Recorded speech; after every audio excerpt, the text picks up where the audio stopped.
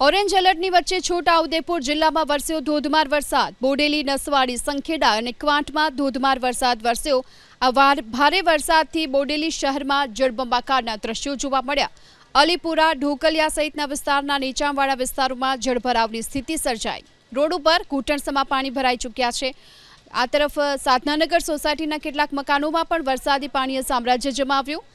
વર્ધમાન નગર, દિવાન ફળિયાની કંઈક આ જ પ્રકારની હાલત જોવા મળી। વરસાદી પાણી ભરાતા લોકોને ઘરમાંથી બહાર નીકળવું મુશ્કેલ બન્યું। બોડેલીના મોડાસર ચોકડી પાસે જળભરાવની સ્થિતિ જોવા મળી। છોટાઉદેપુર, નસવાડી, સંખેડા, ક્વાંટ અને સ્ટેચ્યુ ઓફ યુનિટીને જોડતા મુખ્ય માર્ગો પર ઘૂંટણસમાં પાણી ભરાયા। વાહન ચાલકોને હાલાકી પડી।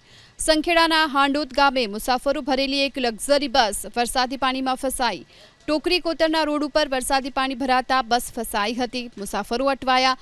જોકે ત્યારબાદ ગ્રામજનો તાત્કાલિક ઘટના સ્થળ પર આવ્યા। દોરડાની મદદથી આ તમામ મુસાફરોનું રેસ્ક્યુ કર્યું। સંખેડા તાલુકાના ગોલા ગામડી ચોકડી ઉપર વરસાદી પાણીથી વાહન ચાલકો હેરાન થયા। ગ્રામજનોનો આરોપ છે કે આ વરસાદી પાણીના નિકાલની યોગ્ય વ્યવસ્થા ન હોવાને કારણે છેલ્લા 3 વર્ષથી આ પ્રકારની સમસ્યા છે। રસ્તા પર પાણી ભરાતા વાહન વ્યવહાર પ્રભાવિત થયો। આ તરફ ધોધમાર વરસાદને લઈને સંખેડાનું કંટેશ્વર ગામ પણ સંપર્ક વિહોણું બન્યું। ગામની ચારે તરફ ઢાઢર નદીનું પાણી ફરી વળ્યું છે। નદીના પાણીના કારણે ખેતરો બેટમાં ફેરવાયા। ગામની ફરતે 1 કિલોમીટર સુધી આ પ્રકારે ઢાઢર નદીના પાણી ફરી વળ્યા છે અને લોકો ઘરમાં જ પુરાવા મજબૂર છે।